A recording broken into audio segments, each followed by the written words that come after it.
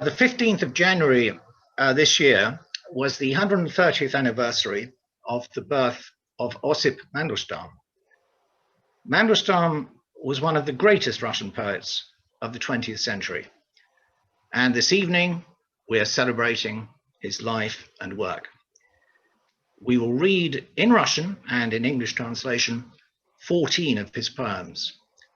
And I will also try and give you an idea of what Mandelstam was like as a person, a human being, and a man of letters, as well as describing the main events of his life. Osip Emilievich Mandelstam was born of Jewish parents on the 15th of January, 1891, in Warsaw, which was then under Russian rule.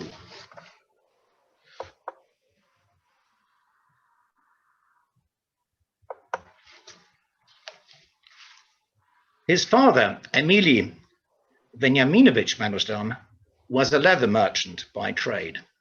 He was a merchant of the First Guild, which gave him the right to live outside the pale of settlement.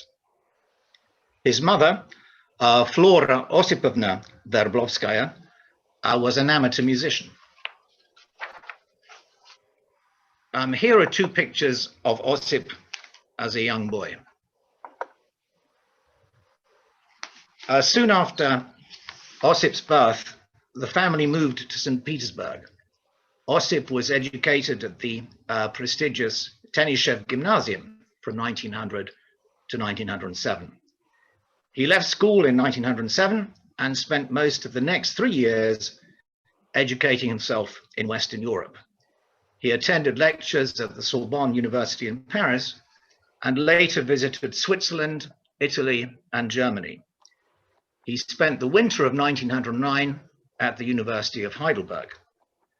By 1911, he had returned to St. Petersburg, where he studied in the history and philology faculty at the university. At that time, he published 5 poems in the literary magazine Apollon, Apollo.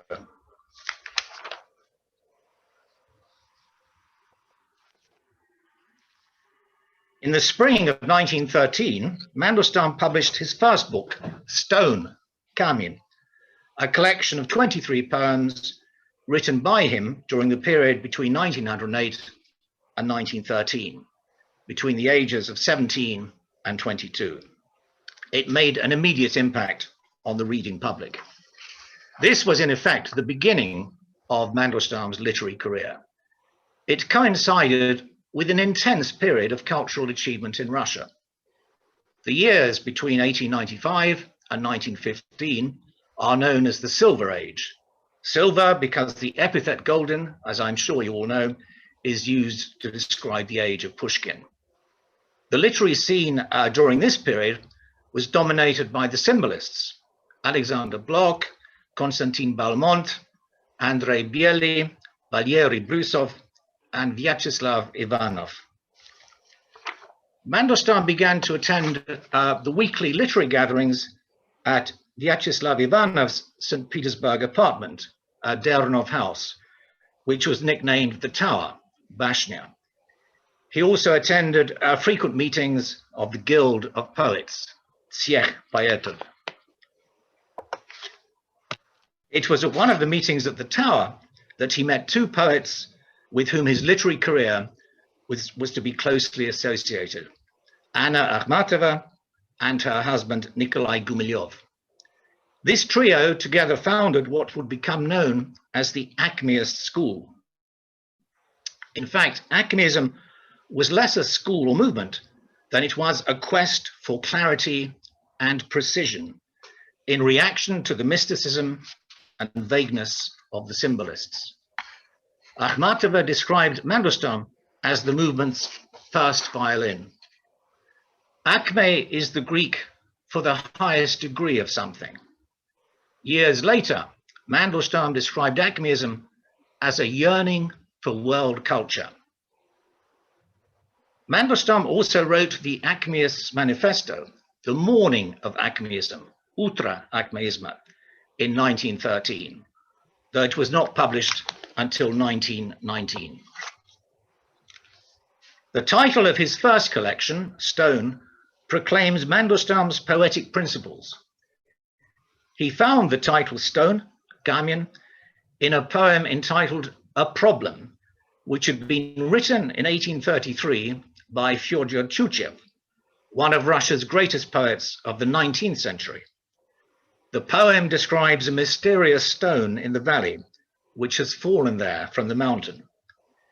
As Mandelstam proclaims in the Acmeist's manifesto, the Acmeists reverently take up the enigmatic Tyutchev stone and set it in the foundation of their building. For Mandelstam, stone was the basic building material, just as the word is the basic building material for a poem. And he saw himself as a builder. His habit of thinking of poetry in architectural terms often leads him to write poems about buildings. The Admiralty, Notre Dame, and Hagia Sophia, to name but three. Silentium, which Mandelstam wrote in 1910, the first poem we're going to read, is one of the key poems of Stone. The title Silentium immediately takes us to the famous poem by Tyutchev of the same name. In his poem, Mandelstam celebrates the moment in time just as Aphrodite is about to be born of the sea spray. At this point in time, word and music are still one, fused in unbroken unity. The poem is also a celebration of the advent of Acmeism, with its famous line, which could almost serve as Acmeism's manifesto. Останься пьяной, Aphrodita, и slova v muziku vernis. Let Aphrodite become sea spray again. Let the word again become music. We'll now read Silentium. Lucy will read the English first, and then Alla will recite the original in Russian. Her birth is yet to be. She and word and music are one. And so she maintains unbroken all life in unity. The sea's breast gently breathes in the lunatic brilliance of the day, and the pale lilac of the sea spray lies in a bowl of cloudy blue. May my lips discover what has always been mute, like a crystal note that is newborn and pure. Let Aphrodite become sea spray again. Let the word again become music. Let the heart which has fused with the source of life be shy of the heart which has not. Силенциум. Она еще не родилась, она и музыка, и слово, и потому всего живого ненарушаемая связь.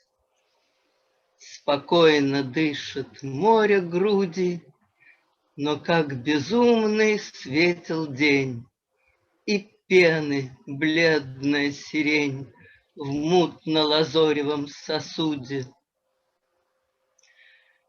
Да обретут мои уста первоначальную немоту, как кристаллическую ноту, что от рождения чиста.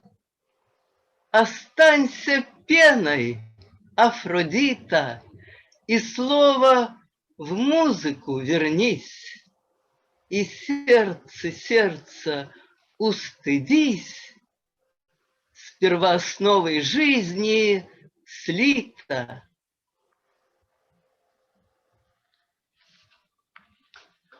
The First World War broke out in 1914. Mandelstam was exempted from military service and so did not fight in the war. In the period between 1914 and 1917, he lived in the Crimea and also in Petrograd and Moscow. He loved the Crimea because he saw it as an outpost of the ancient classical world. Later, he wrote an essay, Theodosia, about his time in the Crimea. In 1916, Mandelstam was involved with a poet who was in many ways as extraordinary as himself. This was Marina Tsvetaeva. As we know, Marina Tsvetaeva emigrated in 1922, but returned to the Soviet Union in 1939, where she committed suicide 2 years later. Mandelstam was briefly infatuated with Tsvetaeva throughout 1916. She wrote a number of poems to Mandelstam. He himself addressed 7 poems to Tsvetaeva, including Vrazna Galosice Deviteskova Chora, in the polyphony of a girl's choir. This poem is also a good illustration of the allusions to or reminiscences of Italy, which frequently appear in Mandelstam's poetry. There is also a brilliant play on words when Mandelstam refers to Florencia v Moskvie, Florence in Moscow. Florence, Firenze in Italian, means blooming, and the root of Tsvetaeva's surname is Tsvetok, a bloom. We'll now read this beautiful poem.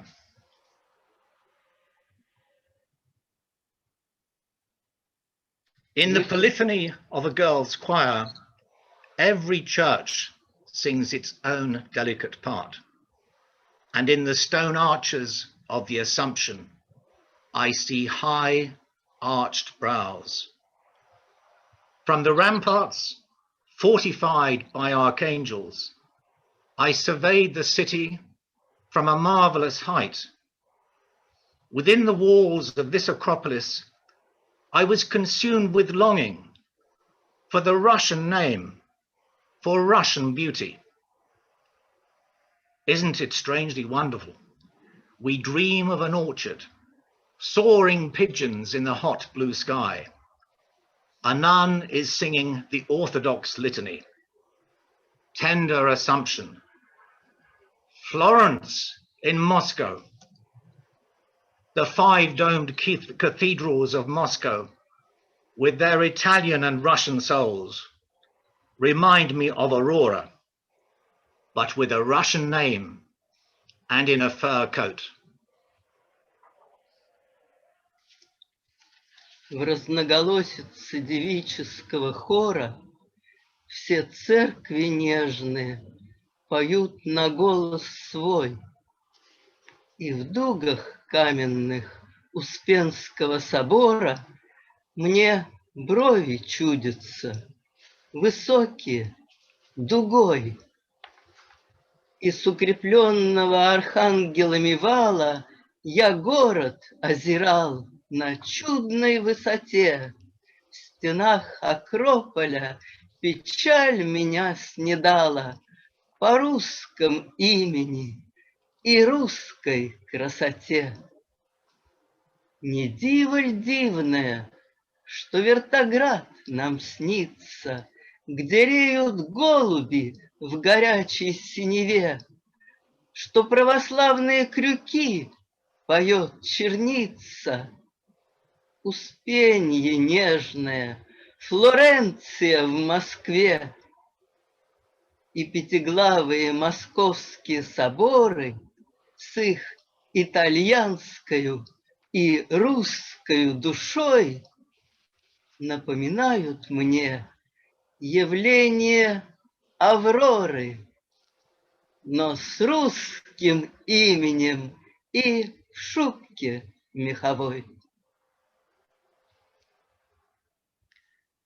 The 1917 revolution, in effect, disrupted any literary career Mandelstam might have made for himself.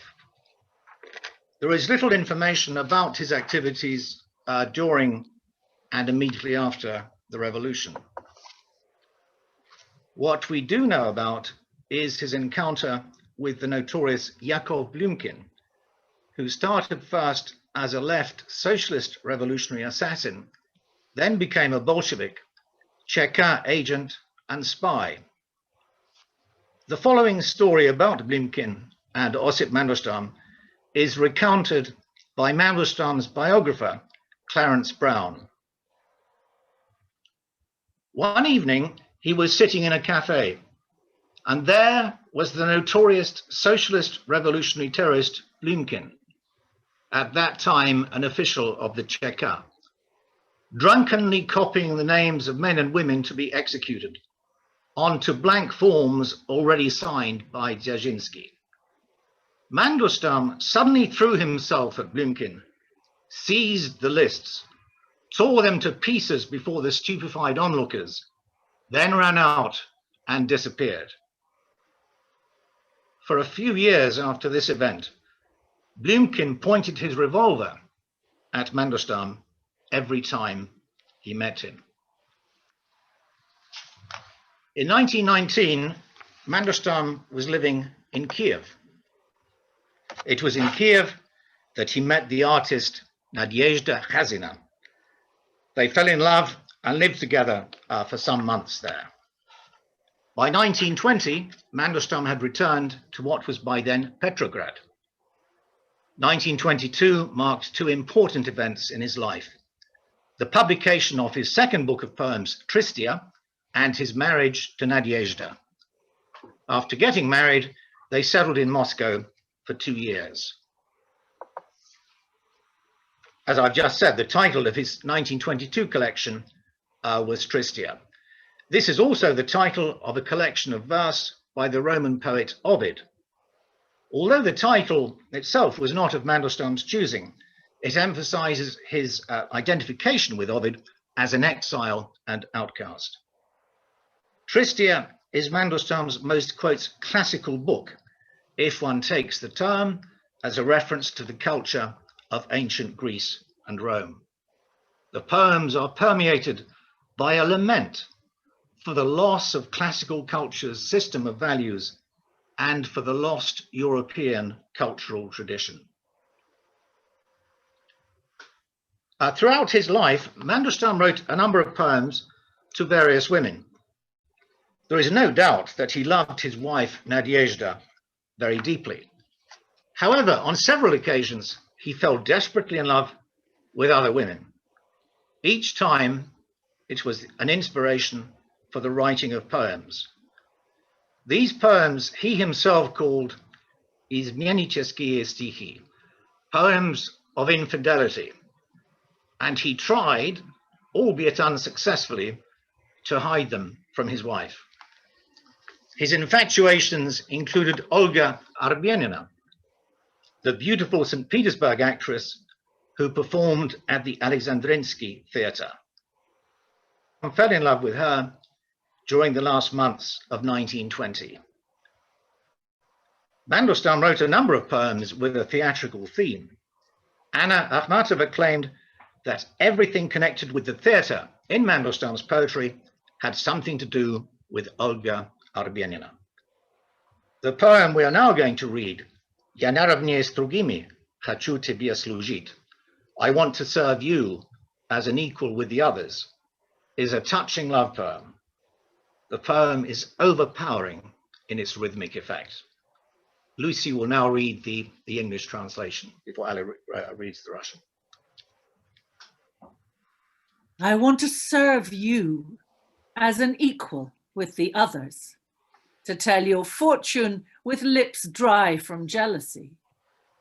The word does not slake my parched mouth, and without you the dense air again for me is empty.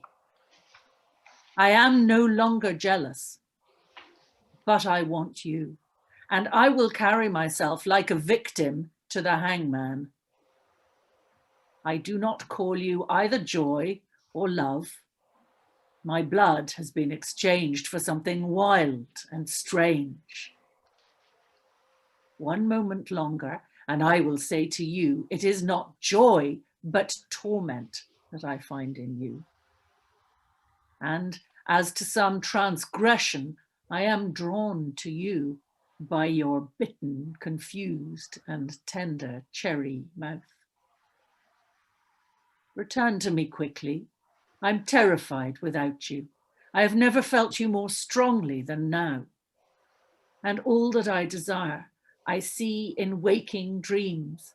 I am no longer jealous, but I am calling you.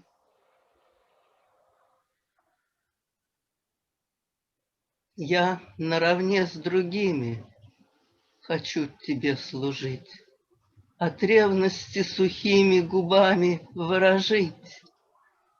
Не утоляет слово мне пересохших уст, и без тебя мне снова дремучий воздух пуст. Я больше не ревную, но я тебя хочу, и сам себя несу я, как жертву палачу. Тебя не назову я ни радость, ни любовь, на дикую, чужую мне подменили кровь. Еще одно мгновенье, и я скажу тебе, не радость, а мученье я нахожу в тебе. И словно преступление меня к тебе влечет, искусанный в смятенье вишневый нежный рот. Вернись ко мне скорее, мне страшно без тебя. Я никогда сильнее не чувствовал тебя. И все, чего хочу я вижу наяву. Я больше не ревную, но я тебя зову.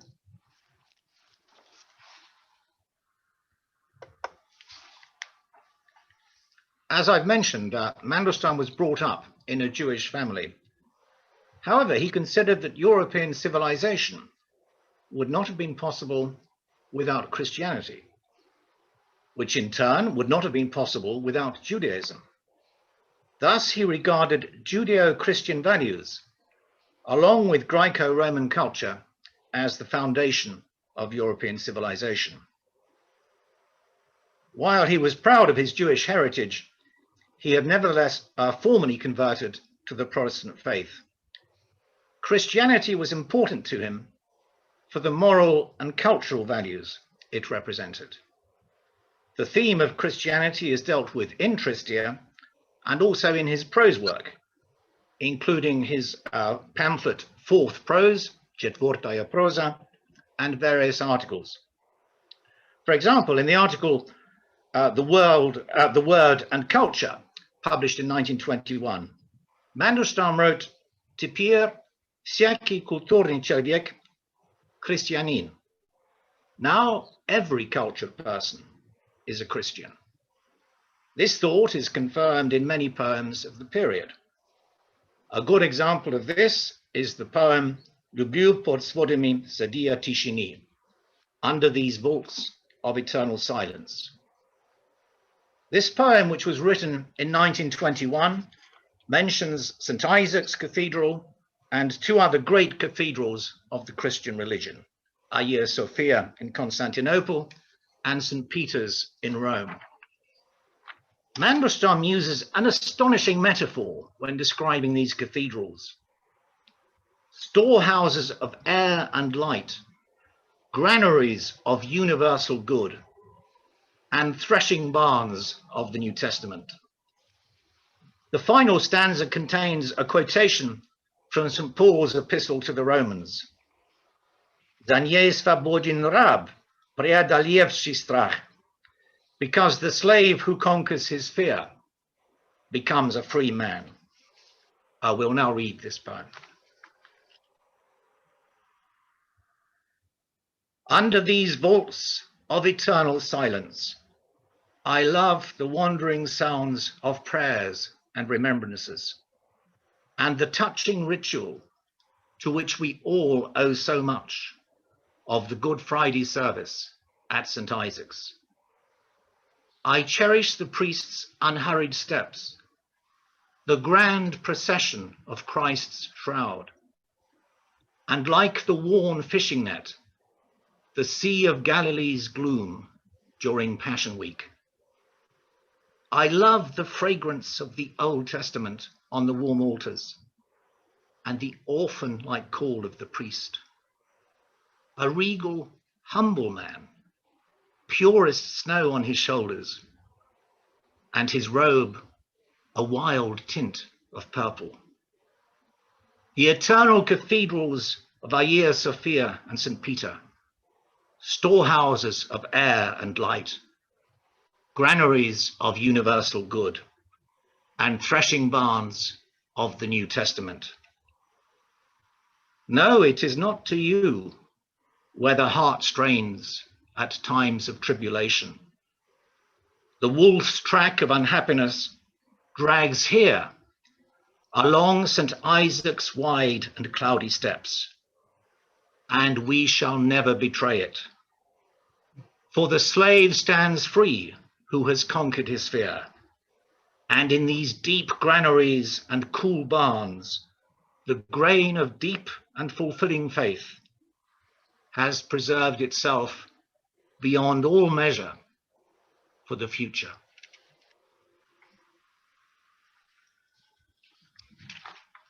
Люблю под сводами седые тишины, молебнов, панихид блужданья и трогательный чин. Ему же все должны. У Исаака отпевание. Люблю священника, неторопливый шаг, широкий вынос плащаницы и в ветхом неводе генесарецкий мрак, великопостные седмицы. Ветхозаветный дым на теплых алтарях и иерея возглас сирый, смиренник царственный, снег чистый на плечах и одичалые порфиры.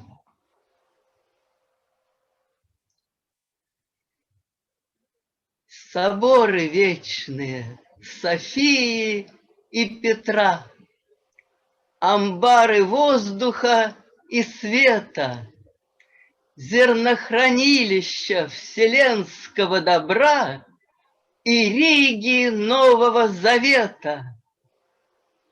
Не к вам влечется дух в годины тяжких бед, сюда влачится по ступеням широкопасмурным несчастья волчий след.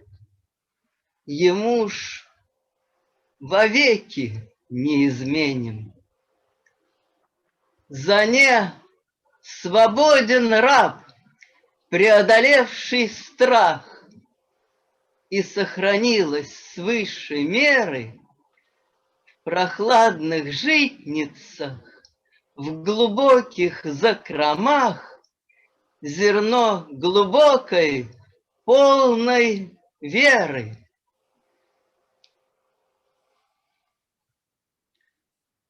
Also in 1921, Mandelstam wrote a poem entitled Koncert na Vokzale, Concert at the Station. In 1928, it became the opening poem in his last book of poetry, published during his lifetime. At a superficial level, in this poem, Mandelstam is recollecting the traditional pre-revolutionary summer concerts in the Pavlovsk station building. But like many of Mandelstam's poems, this poem is to be understood on different levels. First, the date when it was written, 1921, is significant. It was in 1921 that the Bolshevik regime brutally suppressed the Kronstadt rebellion. After this, the intelligentsia could no longer have any illusions about the ruthless lengths to which the Bolsheviks would go to eliminate opposition. 1921 was also the year of the tragic deaths of Alexander Blok in August of that year and of Nikolai Gumilyov, who was suddenly arrested and executed by the regime on trumped-up charges, also in August 1921. Gumilyov was a close friend of Mandelstam, and they were of like minds, единомышленники, and Osip Emilievich couldn't not react to his loss. In the wake of Gumilyov's death, Mandelstam wrote 2 poems. A Concert at the Station is one of them. The poem is written in the well-established tradition in Russian literature on the death of a poet. The poem begins with an allusion to Pushkin's last words, "Impossible to breathe," and Lermontov's line, "И звезда звездою говорит," and star calls out to star. But Mandelstam, by contrast, states, "And not a single star speaks out."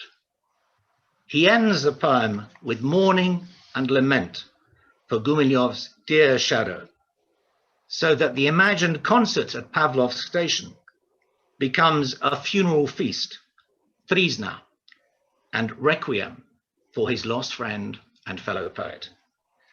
Concert at the Station is also a heart-rending lament for a lost culture, as well as a terrifying metaphorical depiction of the oppressiveness of the Soviet environment. Последний раз нам музыка звучит. For the last time, the music sounds for us. We'll now read this poem.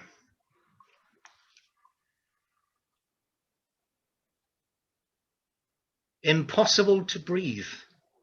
The firmament is teeming with worms, and not a single star speaks out. But God is my witness. Above us, there is music. The station shakes at the muse's song, and tattered by the shrieks of locomotives, the sound of violins prevails. A giant park, the glass ball of the station, the iron world once more bewitched. The carriage moves off majestically, bound for misty Elysium and a feast of sounds. A peacock screams. Piano music rumbles. I'm too late. I'm frightened. This is a dream.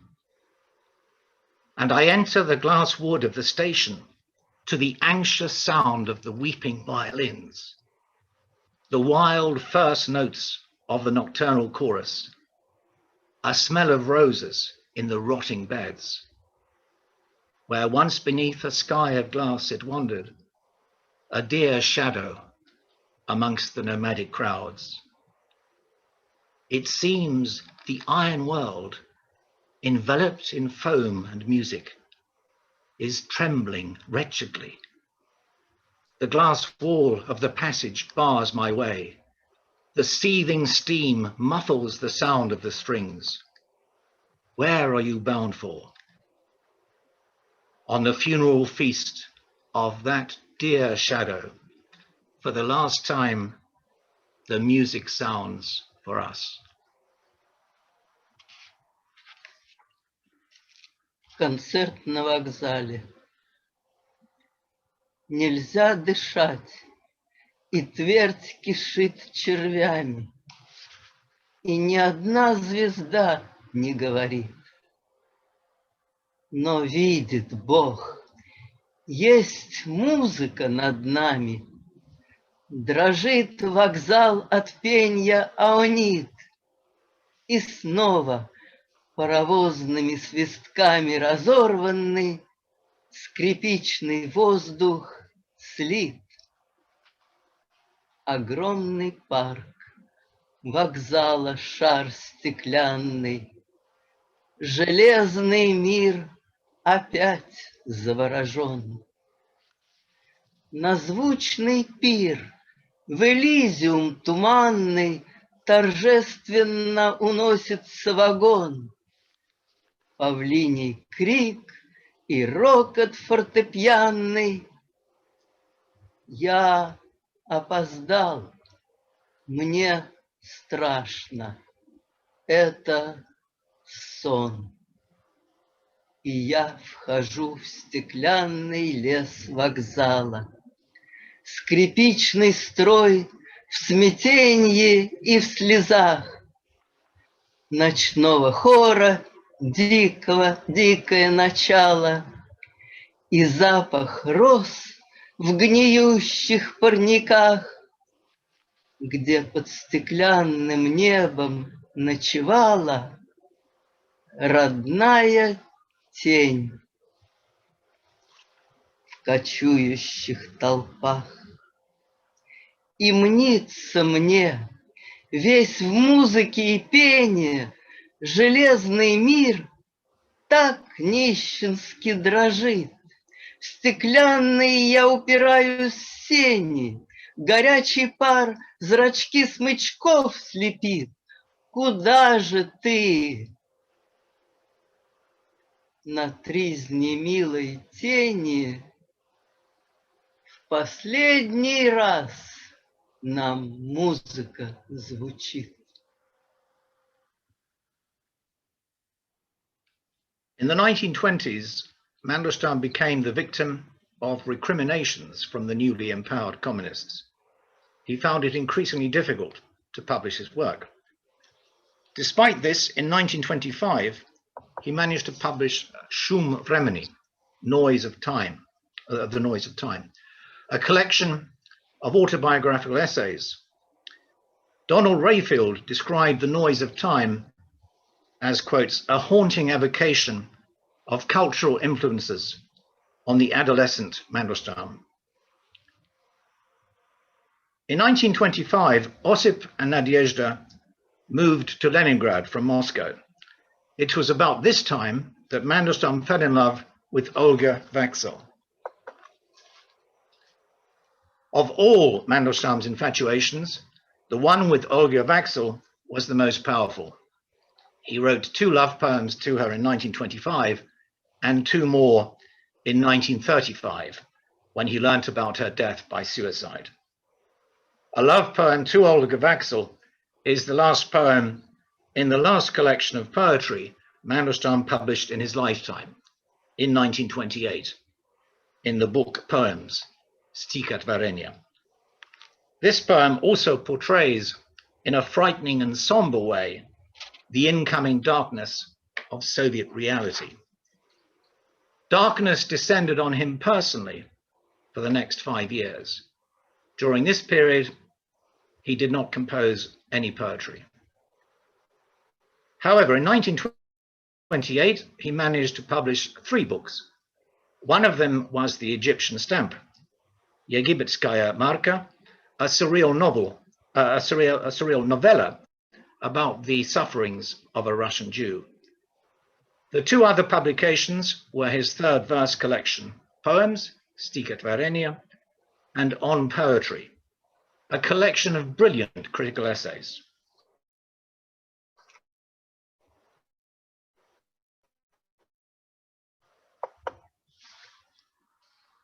This 3rd collection of first Kamien, or stone, secondly Tristia, and the 3rd section comprising poems written between 1921 and 1925.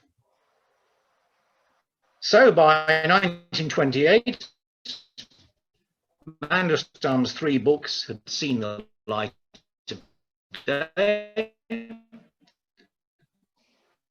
but he discovered that literary journals were now unwilling to publish his work, the spirit of which was utterly opposite to the stance after 1925. He did write poems for children and also supported himself by translating the novels of Western writers, 19 books in 6 years, by revising translations of foreign novels, and by occasional journalism.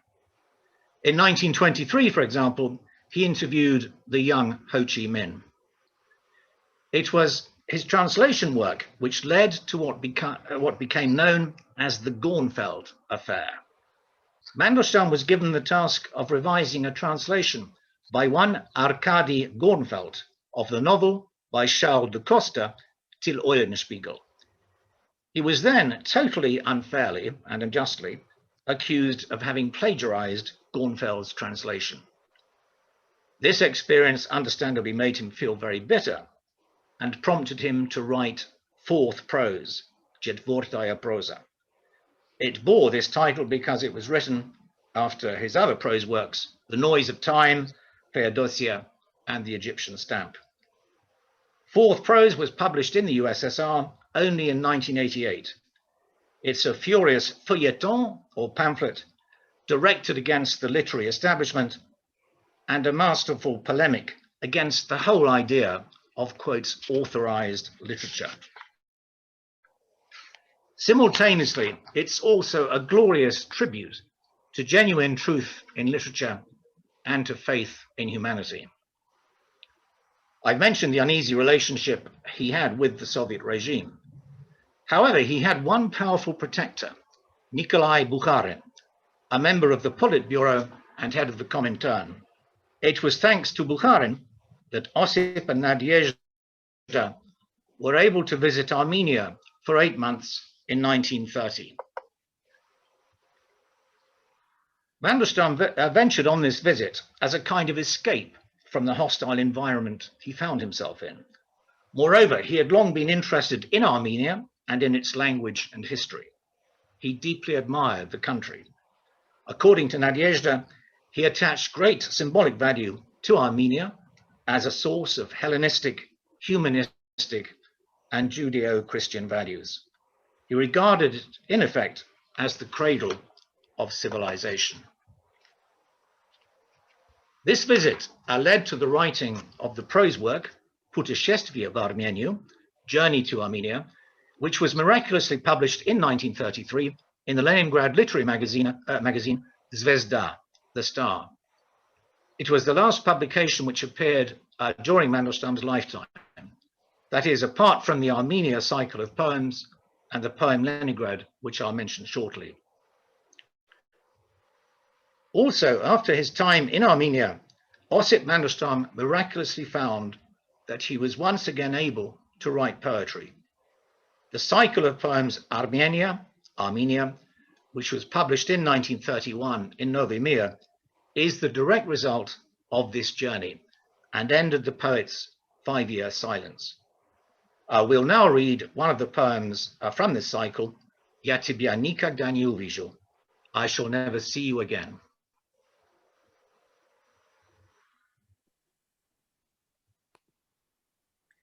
I shall never see you again, short-sighted Armenian sky.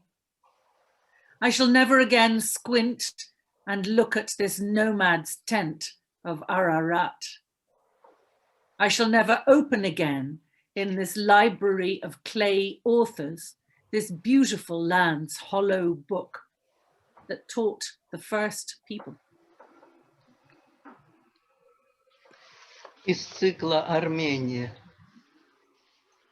Я тебя никогда не увижу, близорукое армянское небо, и уже не взгляну, прищурясь, на дорожный шатер Арарата, и уже никогда не раскрою в библиотеке авторов гончарных прекрасной земли пустотелую книгу, по которой учились первые люди.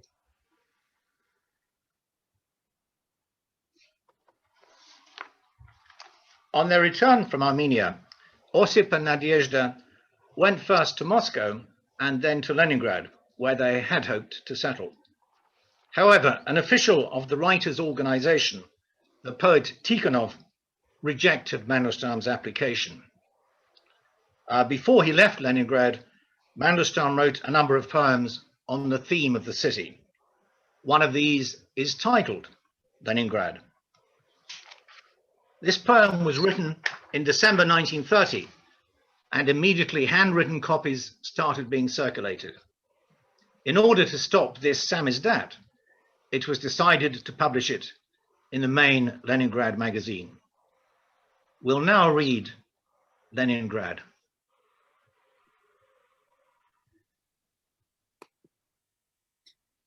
I've returned to my city of childhood illnesses and tears, the city that I know like the veins on the back of my hand. You've returned to it.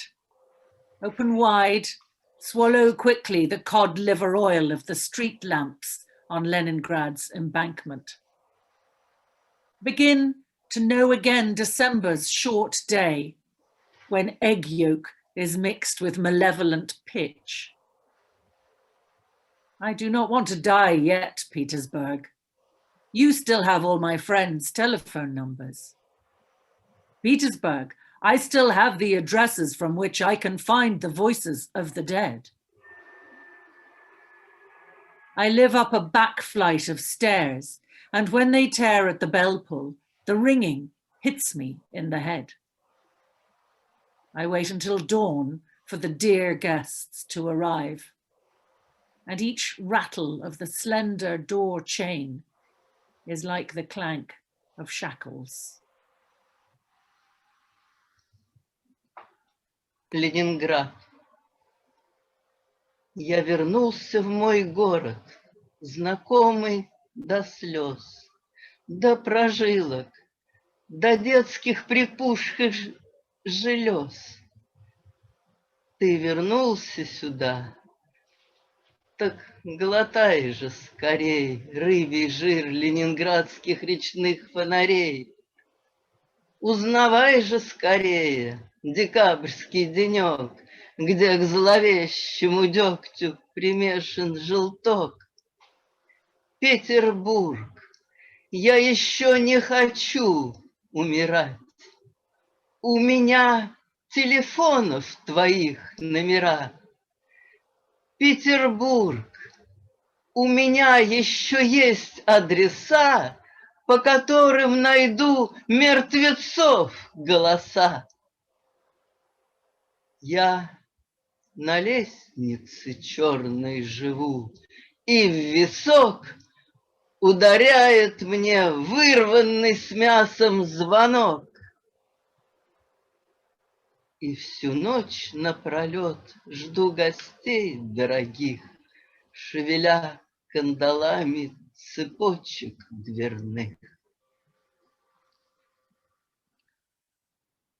Not allowed to settle in Leningrad, the Mandelstams had to go to Moscow. Constant searching for some shelter, unsatisfied hunger for thought. The poet wrote in January 1931 on his 40th birthday, summing up the conditions of his life. The search for shelter was met by the assignment of 3 small and squalid rooms in the Writers' Union building, where the Mandelstams lived until the autumn of 1933. The hunger for thought was assuaged by the poet's reading of Dante, who, as I will be discussing later, was particularly precious to him, and by increasing creative activity. The poems which Mandelstam wrote in Moscow between 1931 and 1934 make up the collection known as the Moscow Notebooks, Moskovsky Tetradi, which was published posthumously more than 50 years later. After the Armenia cycle of poems appeared in print in Novi Mir in March 1931, Mandelstam's name as a poet gained new resonance, although the poems he now wrote could only be circulated privately. In March 1931, he wrote one of his most dangerous poems, For the Thundering Glory of Ages to Come. This poem is known familiarly as Volk, the Wolf. The poem is itself part of the so-called Wolf cycle. It reflects Mandelstam's state of mind in Moscow at this time. In no sense was Mandelstam a political poet, nor did he have any developed political awareness. But he was acutely sensitive to his environment. He could not help but record these sensations in poetic form. The Wolf is a recognition by Mandelstam that such a recording was what he had to do, almost as if it were against his will.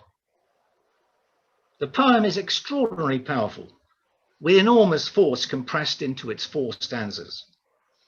The poet conjures up the image of the wolf-hound age, Viek Volkodav, which hurls itself on his shoulders. The wolfhound would normally be thought of as pursuing and killing the wolf. However, the poet asserts that he is no wolf by his blood. It is because of this and the fact that Mandelstam is living in a totally different dimension from the wolfhound age that he cannot be destroyed by a mere wolfhound. Only his equal can silence him. We'll now read this poem.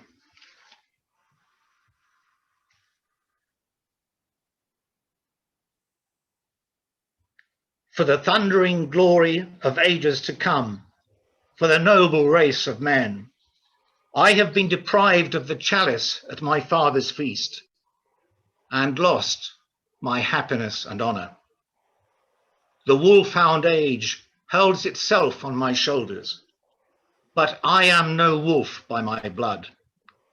Rather stuff me like a hat into the sleeve of the hot fur coat of the Siberian steppes, so that I won't see the coward or the slushy mud or the bloodied bones in the wheel, so that all through the night, in their primeval beauty, the blue polar foxes will shine at me.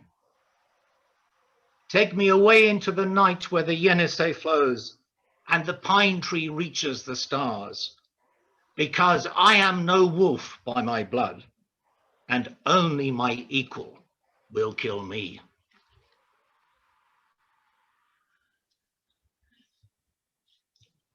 За гремучую правду грядущих веков, за высокое племя людей я лишился и чаши на пире отцов, и веселья, и чести своей. Мне на плечи кидается век волкодав, но не волк я по крови своей.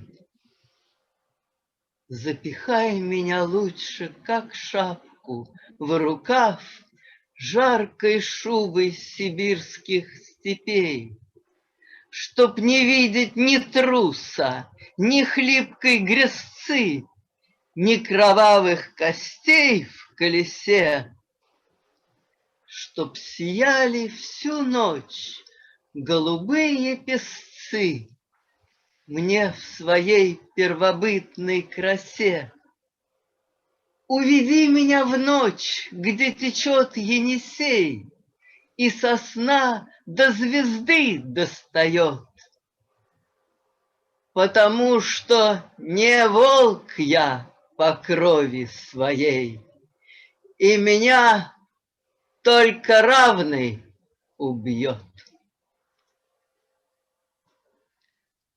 Another poem which Mandelstam also wrote in March 1931 is his eloquent poem about Alexander Gertsevich.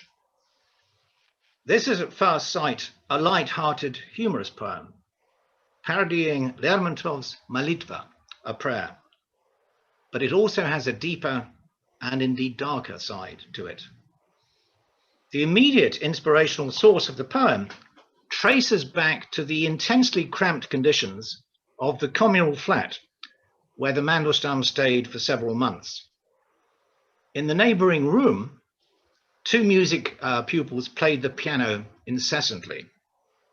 Alexander Gertsevich was the real name of one of the residents of the communal flat. At a superficial level, the poem seems like a running joke on the hapless hero's name. The original puns on the Russian for heart, serce.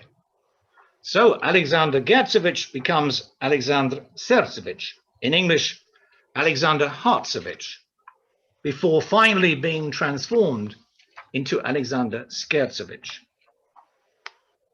As I've already mentioned, the poem bears a close similarity to Lermontov's Molitva, a prayer. However, in Lermontov's poem, the prayer, repeated by heart, helps one to overcome the difficult moments of life. The poem radiates hope.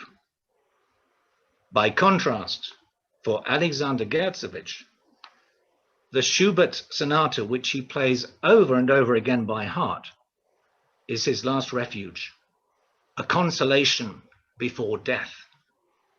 Nam s muzikoi galuboyu nie strashna umierjet. With our beloved music, we are not afraid to die. We'll now read this poem.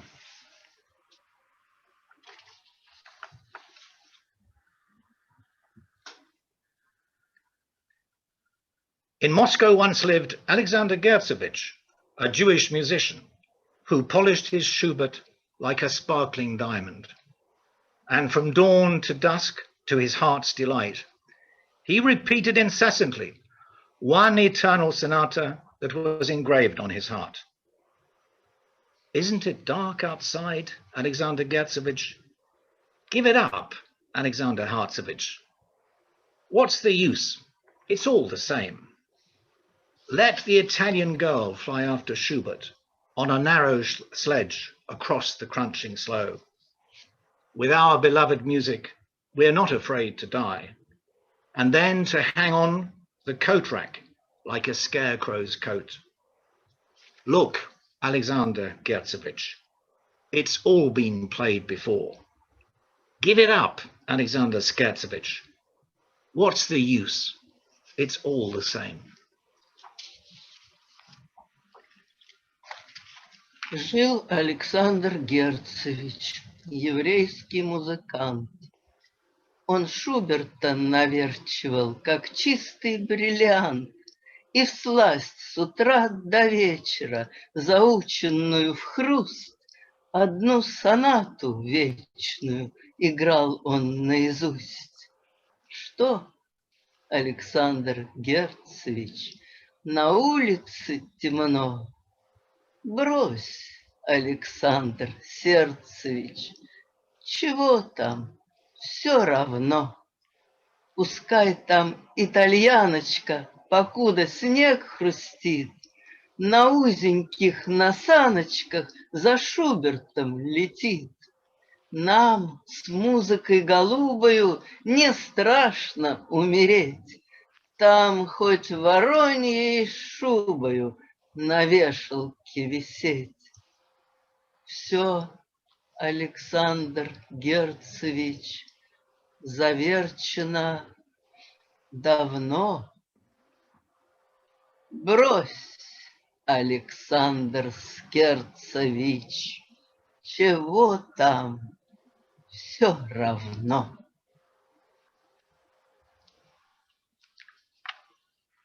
I have mentioned Mandelstam's interest in Dante.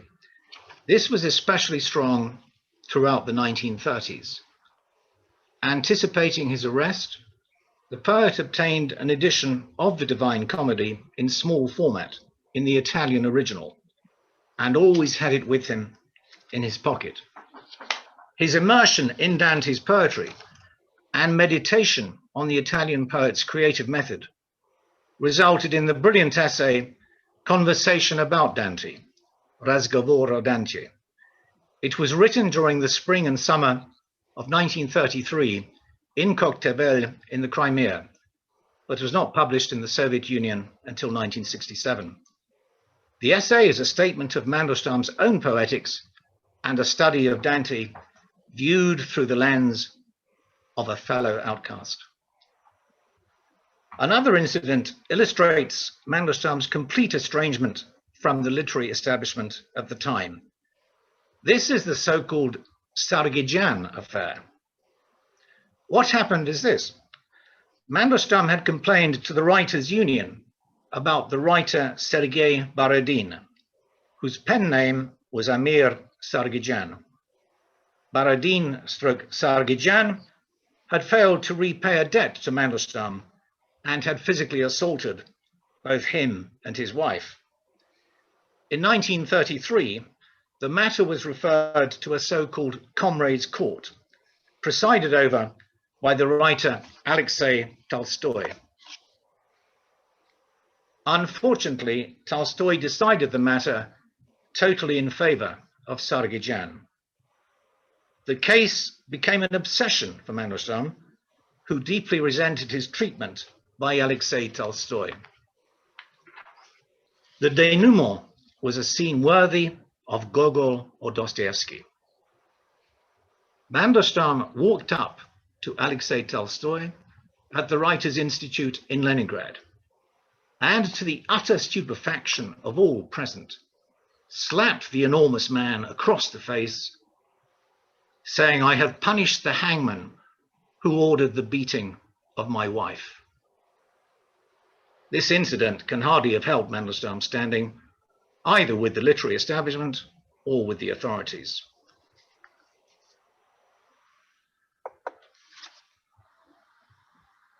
But Mandelstam's most unforgivable crime against the Soviet regime was his satirical epigram about Stalin.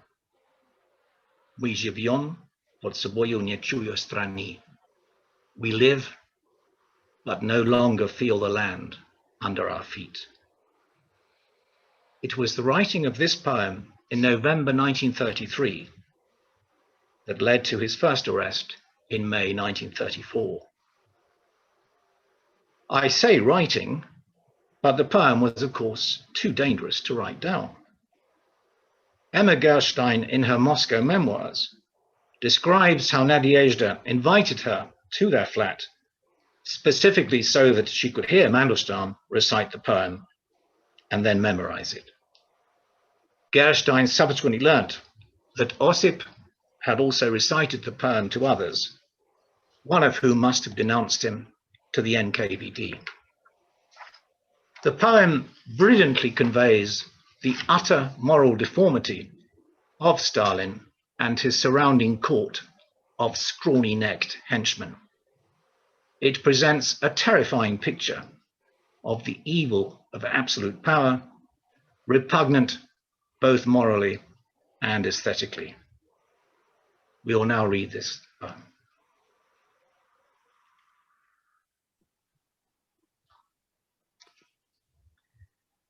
We are alive, but no longer feel the land under our feet.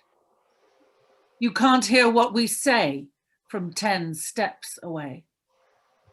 But when anyone half starts a conversation, they mention the mountain man of the Kremlin. His thick fingers are like worms. His words ring as heavy weights. His cockroach moustache laughs, and the tops of his tall boots shine. He is surrounded by his scrawny-necked henchmen and plays with the services of non-entities. Someone whistles, someone meows, and another whimpers. He alone points at us and thunders.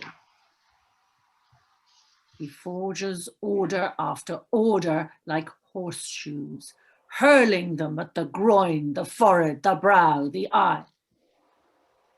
The broad-breasted boss from the Caucasus savors each execution like an exquisite sweet.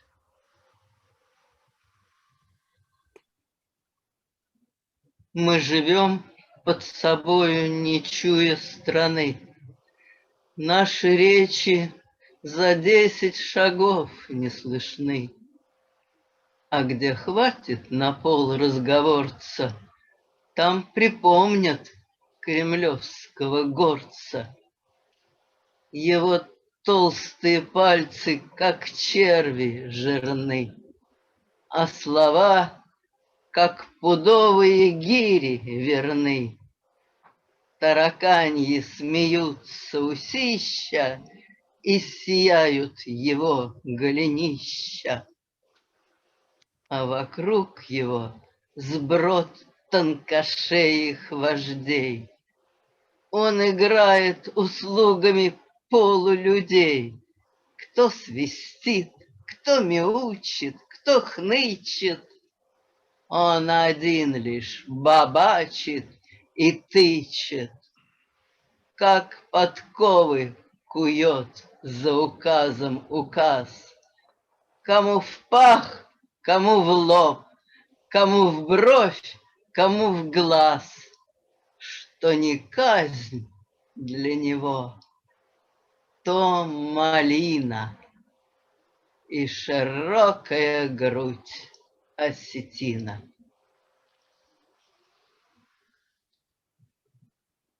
The NKVD arrested Mandelstam on the 13th of May, 1934. They searched and sealed his flat and confiscated all his papers, including his unpublished poems. He was imprisoned at the Lubyanka and interrogated there. Mandelstam's sudden arrest was for him, as it would have been for anybody, a terrible and frightening experience. We will probably never know what was done to him in the depths of the Lubyanka, but it traumatized and distorted the poet's whole existence.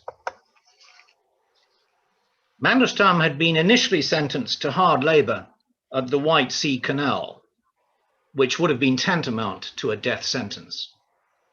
However, following Bukharin's intervention and appeal by Boris Pasternak, this was commuted to a sentence of 3 years' exile at Cherdyn, a small town in the Urals.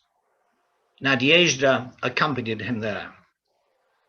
He had not been very long in Cherdyn before he attempted to commit suicide by throwing himself from a hospital window. He had, it appears, already tried to commit suicide while in prison in the Lubyanka by slashing his wrists with a razor blade he had concealed in his boot. Following the telegram which Nadezhda sent to the party's central committee and a further intervention by Bukharin, Mandelstam was permitted to, quote, choose an alternative place of exile. Mandelstam chose Voronezh for 3 reasons. First, it lay in the European part of Russia. Secondly, it had an association with the 19th century poets Nikitin and Koltsov. And finally, it was in Voronezh that Mandelstam's article Utra Acmeisma, The Morning of Acmeism, had been published in 1919. In the wake of his sudden arrest and terrifying experiences in the Lubyanka and in Cherdyn, the poet had descended into the deepest personal abyss. Nevertheless, despite all this, and despite his precarious legal position and inability to earn any money by writing, in Voronezh, Mandelstam was to experience another period of great poetic creativity. He filled 3 school exercise books with the poems he composed during this period. These poems were also published posthumously many years later with the title Voronezhskie Tetrady, the Voronezh Notebooks. This was his last and loftiest outpouring of poetry. The poems Mandelstam wrote in Voronezh are among his finest. They express a visionary intensity and a deep pathos, which are heightened by a sense of nervous foreboding. As with the earlier verse, there is a sense of constant alienation from the present age, which is seen as diseased and nightmarish. The majority of the poems, in one way or another, touched on the theme of high art or European culture, and on his place of exile, the winter landscapes of which appear time and time again in the Voronezh poems. It was in Voronezh that Mandelstam wrote Stikhi o neizvestnom soldatie, poem to the unknown soldier. He wrote this in February and March 1937.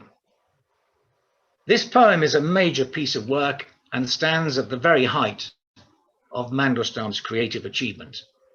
I cannot possibly do justice to such a complex and magnificent poem in the course of a 50-minute talk. I will mention just 1 or 2 features. In this work, the poet appears before the reader as both judge and witness of his epoch.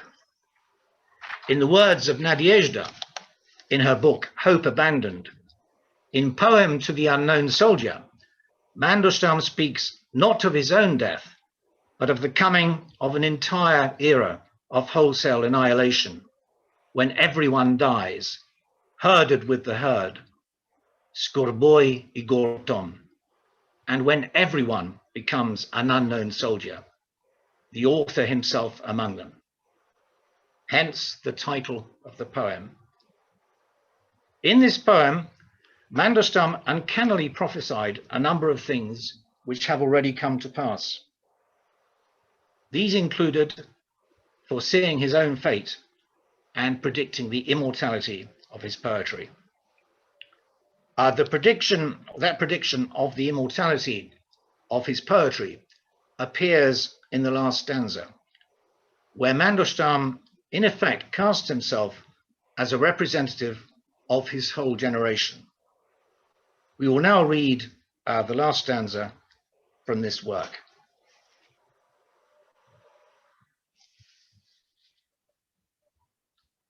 Arteries are flooded with blood as whispers run through the ranks. I was born in 1894. I was born in 1892. Herded with the human herd, I squeeze my worn-out birth tag in my fist and whisper with bloodless lips. I was born in the night of the 2nd to the 3rd of January in the unreliable year 1891, and the centuries surround me with fire. Наливаются кровью аорты, и звучит по рядам шепотком. Я рожден в 94-м, я рожден в 92-м. И в кулак, зажимая истертый день рождения, с гурьбой и гуртом я шепчу обескровленным ртом. Я рожден в ночь с 2 на 3 января в 91 ненадежном году. И столетия окружают меня огнем.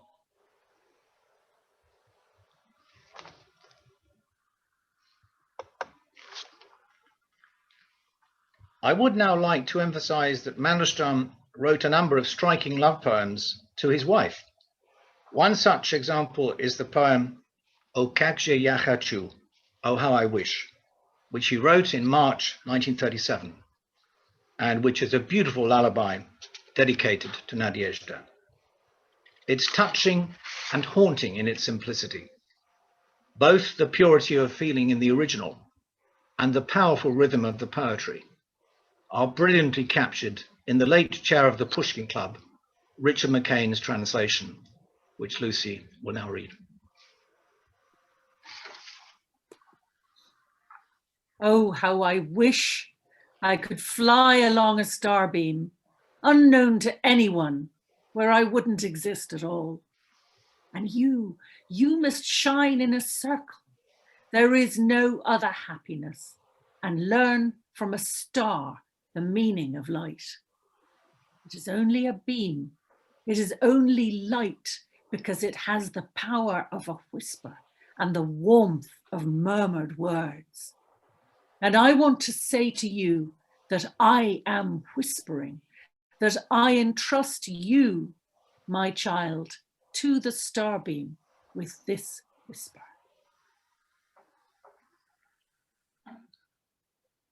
О, как же я хочу, нечуемый никем, лететь вослед лучу, где нет меня совсем, а ты в кругу лучись, другого счастья нет, и у звезды учись тому, что значит свет.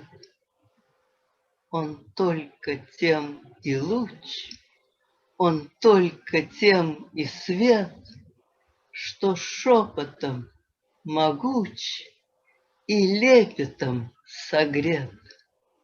И я тебе хочу сказать, что я шепчу, что шепотом лучу тебя, дитя, вручу. The next poem we're going to read is also a love poem and is the last poem which Mandelstam composed in Voronezh. This poem, Ku pustoi zemlye невольно припадая, involuntarily inclined to the bare earth, which he wrote on the 4th of May 1937, was addressed to Natasha Stempel. Natalia Stempel was a schoolteacher who befriended the Mandelstams in Voronezh. She in fact became Mandelstam's only close friend and confidant there, and she greatly appreciated his poetry. It was a relationship of true friendship, rather than any sort of romantic infatuation. Natasha Stempel walked with a slight limp, and the rhythm of the opening lines of the poem, quite remarkably, imitates her limping gait.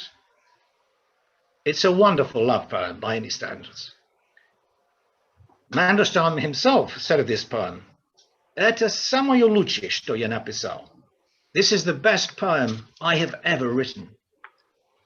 Anna Akhmatova was very jealous of the poem and commented, "Написать такие стихи какой-то Наташе, to write such a poem to some Natasha." We'll now read this poem.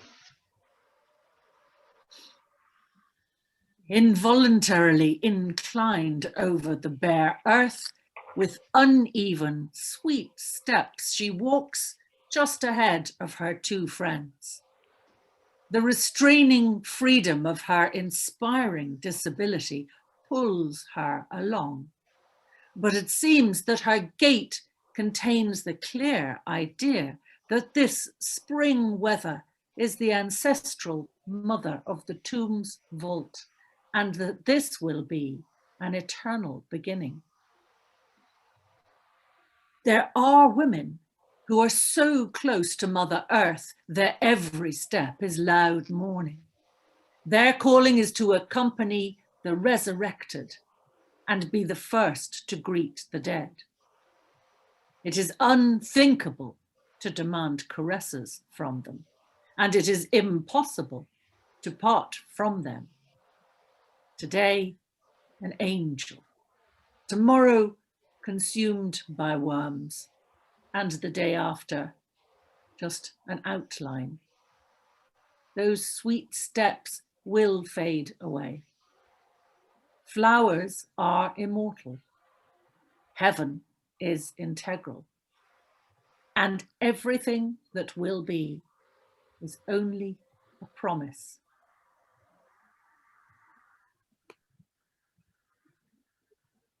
К пустой земле, невольно припадая, неравномерной, сладостной походкой, она идет, чуть-чуть опережая подругу быструю и юношу погодка.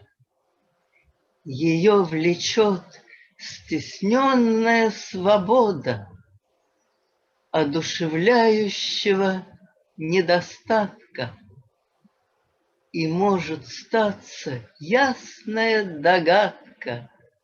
В ее походке хочет задержаться о том, что эта вешняя погода для нас праматерь гробового свода. И это будет вечно начинаться. Есть женщины в сырой земле родные, и каждый шаг их гулкое рыданье. Сопровождать воскресших и впервые приветствовать умерших их призвание.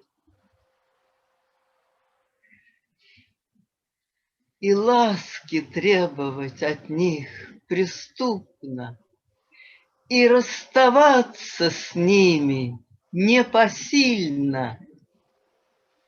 Сегодня ангел, завтра червь могильный, а послезавтра только очертанье.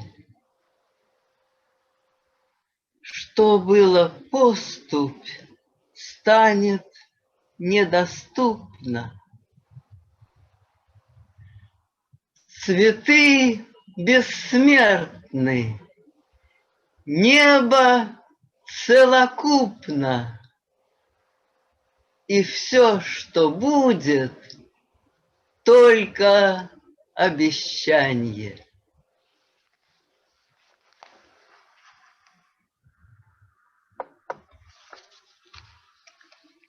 On the 16th of May, 1937, the poet's 3-year exile to Voronezh ended, and the Mandelstams returned to Moscow. They were immediately informed that Mandelstam was a lishenets. That is to say, he was denied the right, amongst other things, to live in Moscow. They eventually settled in Kalinin, now Tver. His health deteriorated further during this period. In the autumn of 1937, he had 1 or 2 heart attacks. In March 1938, the Literary Foundation arranged for the couple to stay in the sanatorium at Samatikha, to the southeast of Moscow. On the 30th of April 1938, Mandelstam was arrested there. He was held for several months at Lubyanka before being sentenced to 5 years hard labor for, quotes, counter-revolutionary activities. Osip Mandelstam was subsequently sent to a transit prison camp near Vladivostok, where he died of cold and starvation in appalling and harrowing circumstances. He was buried with many others in an unmarked communal pit. An official death certificate was issued 2 years later in 1940. That simply said that Mandelstam died there of heart failure on the 27th of December 1938.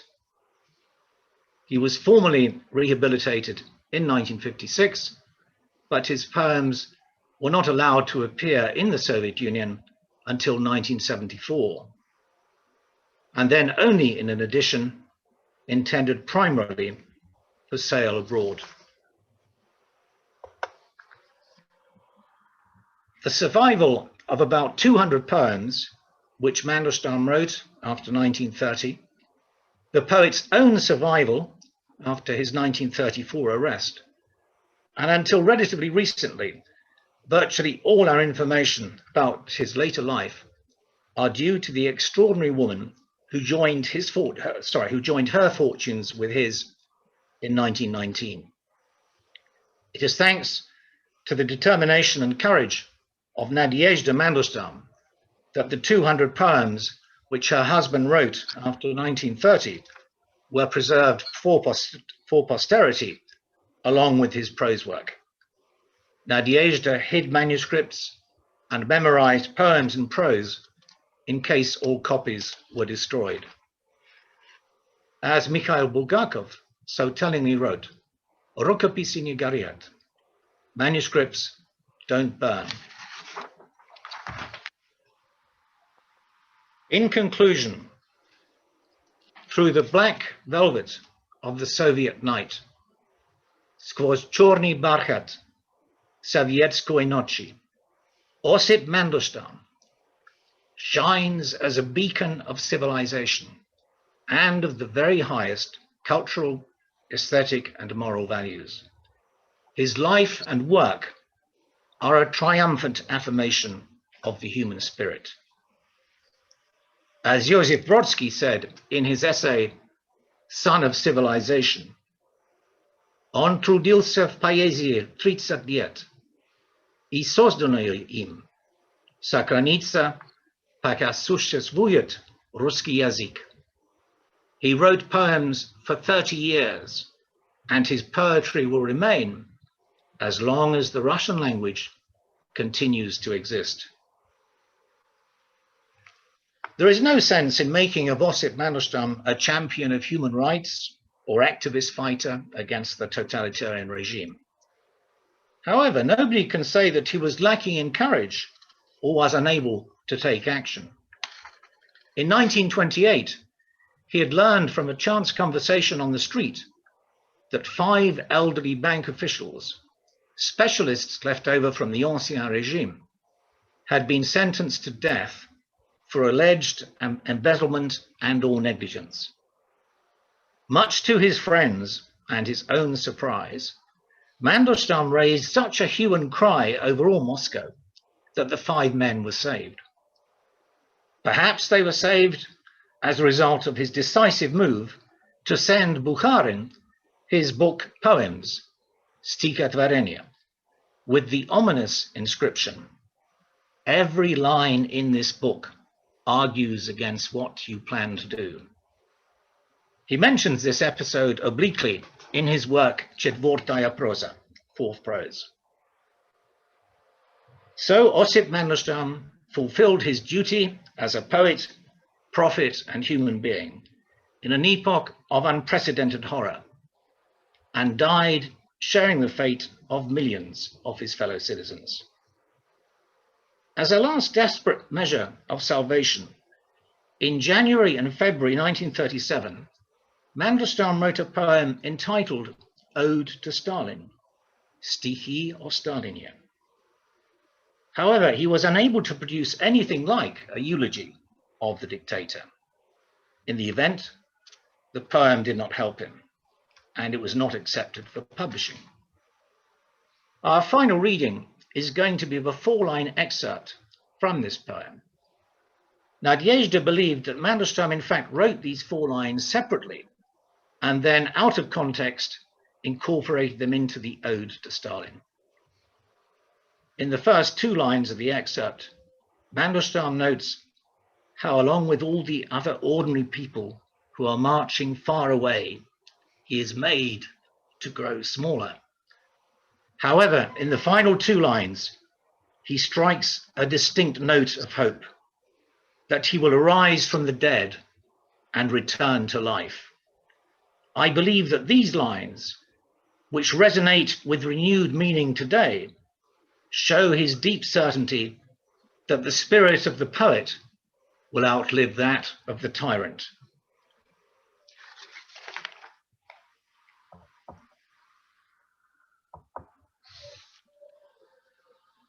We will now read this 4-line extract.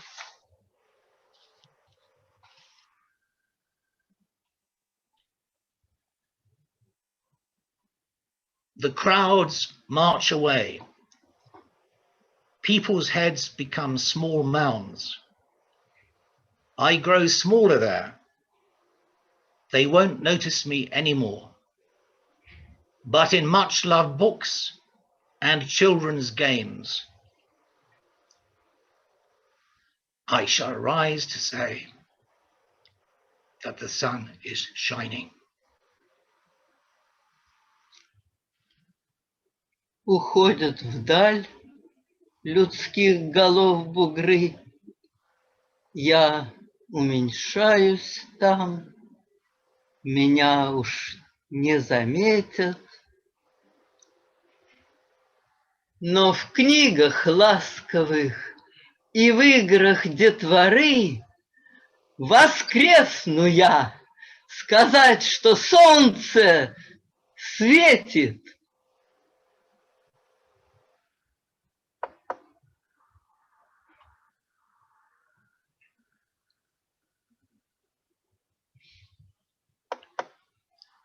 Thank you, ladies and gentlemen. That's the end of our performance.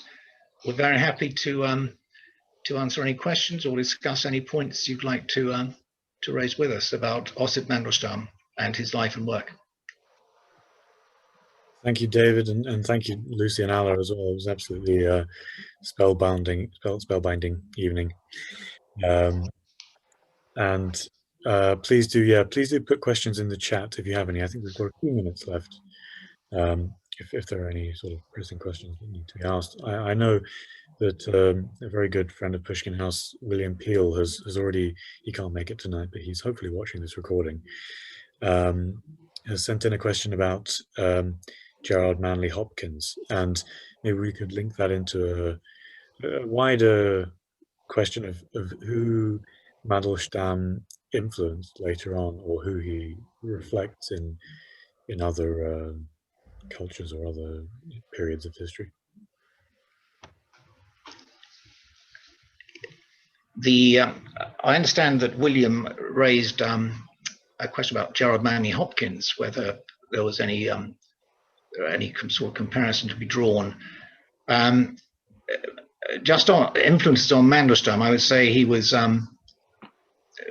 very focused on Russian culture, the Russian literary tradition, Pushkin, Chuchev, Lermontov, references to those creations by those poets come through his work. He didn't know the English. I don't believe he's had a huge effect or influence on English-speaking poets. And I would be hesitant to compare him with Gerard Manley Hopkins or to T.S. Eliot. I've sometimes thought that perhaps there are similarities. His writing on poetry, art, and culture is extraordinarily insightful, and I can recommend those unreservedly to anyone who doesn't know Mandelstam. His conversation about Dante is quite complex, but Seamus Heaney thought it was a fabulous and uniquely original insight, not just into Dante, but into the whole issue of poetic creativity. So I would say he's pretty unique, and I don't know enough about Gerard Manley Hopkins to draw comparisons there. As I said in opening, his great belief was in Acmeism as something, a yearning for world culture. And he does make references to many other poets in the Russian literary tradition. But he wasn't, I think, particularly knowledgeable in relation to the Greek and Latin as languages. And I found the most wonderful sorts of things that come out from his poetry are just brilliant encapsulations of some aspect of that culture. There's one poem which really recreated in my mind's eye the whole of Dickensian London. It's called Dombey and Son. And it's nothing like the novel Dombey and Son, but it creates an absolutely marvelous picture, a cameo kind of picture of Dickensian London.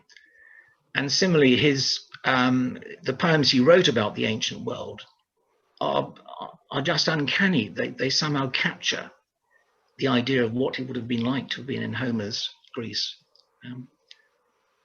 That's my own view, but I'm acutely conscious that I would not have the same insight into someone as complex and profound as Mandelstam as a Russian native speaker, if I may use that phrase. I don't know if Alla or Lucy would like to add to what I've just said. Nope. By the way, Tony asked about any children that Osip and Nadezhda had. Well, they had no children, and Nadezhda Mandelstam, in her book, she writes that she decided that in such a time it's just impossible to have children, not to make them to suffer as much as they did. So it was conscious, at least on her behalf, a decision not to have children.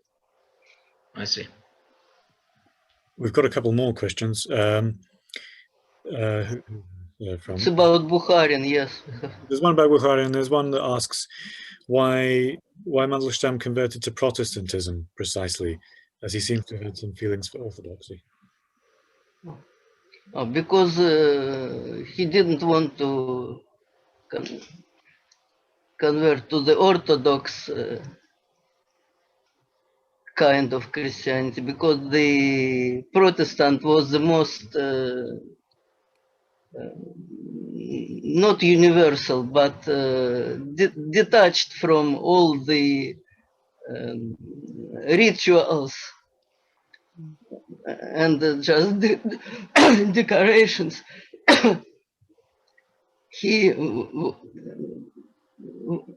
To him, the spiritual message of Christianity was the most important, and it was he was quite satisfied with Protestantism at that. But maybe you know that there was at the end of the 19th century, the beginning of the 20th century, there was the religious renaissance in Russia. There was a number of religious philosophers who just left a great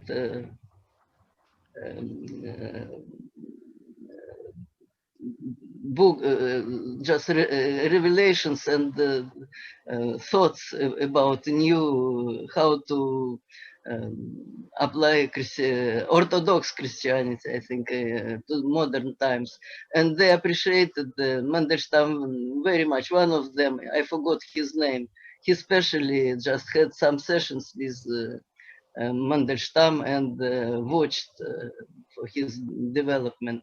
So for him, it did matter. So to become the Lutheran, it was just a formality. I think mainly to be able to attend the lectures at the university. That's it. Mm-hmm. There's a question here from John here about whether Bukharin intervened for Mandelstam once or twice after his event. He intervened several times, but I think he was condemned maybe before. I haven't got the date in front of me, but I know that Bukharin fell foul of Stalin, and along with Zinoviev and Kamenev was liquidated. No, it was later, was it? It was later. No, he interfered twice. One,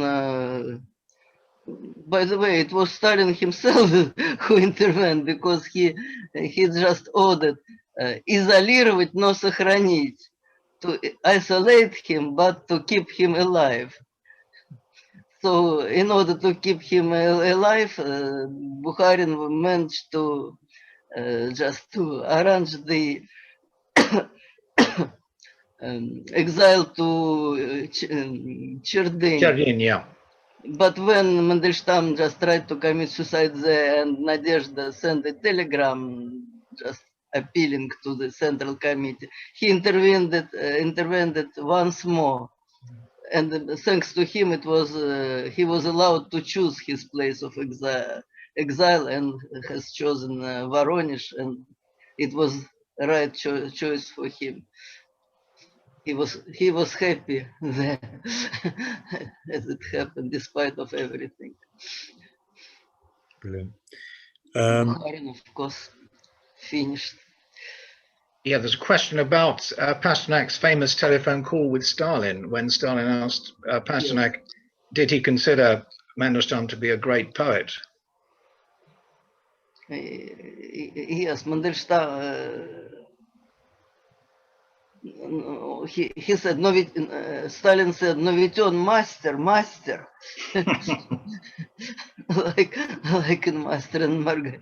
And Pasternak was taken aback and didn't confirm it. Just said something neutral. And Stalin said, I would have defended my friends better than you did. Of course, they were never friends. And so Mandelstam said, I want to talk to you, Comrade Stalin, more about that. Stalin asked, what about? Pasternak said, о жизни и смерти, about life and death, and Stalin slammed the receiver. That was the end of Pasternak's intervention. But it was an impromptu call. It must have been terrifying for Pasternak to receive a call from the Kremlin like that. I don't know, but it was so unexpected to Pasternak that We've got a more of a his telephone call. more of a comment here than a question, but Linda says that Julian Barnes takes his title "Noise of Time" for his own novel about Shostakovich from Mandelstam's memoirs. And it quite a Yeah. borrowing because of the Boy, one of my dreams would be to have Julian Barnes talk to Pushkin House about the writing of that novel about Shostakovich, because I think it's absolutely brilliant, the atmosphere it conveys. I'm not sure if he did take the title from Mandelstam. It's an unusual title, and I think some people have said noise is not the best way to translate Schum Bremeni. It could be translated as the swirl of time. But I think the Julian Barnes novel is extraordinary, and the description of Shostakovich. Well, we'll have to get him. I think it would be. I'm sure he'd be interested to talk about that. So I don't. Question. Of course, yeah. Nothing to do with any of the questions that are in the chat. When I heard Alla reciting the third poem, the one about I'm not jealous. What is it? Я наравне с другими хочу тебе служить. That one. I thought that was so musical, and I wondered if anybody knows whether it's ever been set to music. And I see Lila and Julian sitting very modestly on their sofa, and I can hear them performing it. I wondered, does anyone know, has that been set to music ever? I know that maybe they answer. They're here. I know they are, but it's a general question, but it's also hoping it's a challenge to them. No, but I know that Lila has a song to Olga Vaxel, right? Right, Lila? She's on mute. Unmute yourself. Unmute yourself. Yeah. We're done. Yeah, I know that Я наравне с другими is performed by Alla Pugacheva. Okay. Yeah, but Alla Pugacheva. Oh my God, Alla Pugacheva. Well, you see, yes, that's something spoke to me there. We do have a couple of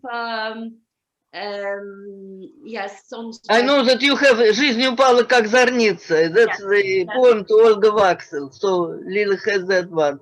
We had no time. I thought about including it, but no time for musical divertisement, unfortunately. Maybe we should have another one. Well, yeah, there's so much more. Love lyrics of Mandelstam, yes. Can I just say one thing about it? Was Mandelstam's poetry in Russian does sound amazingly musical. I must say, I haven't heard it before. It is very musical. The way that the English translations didn't really sound like that, and suddenly when it was in Russian, because I agree. I agree.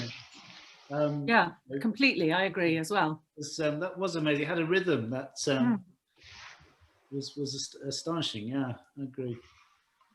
Well, we've had Mandelstam's poems combined with Tchaikovsky's Vremena Goda, the 12 months of the year, and with a different each piano piece to be accompanied by a different poem written by Mandelstam, which would be appropriate for that season of the year.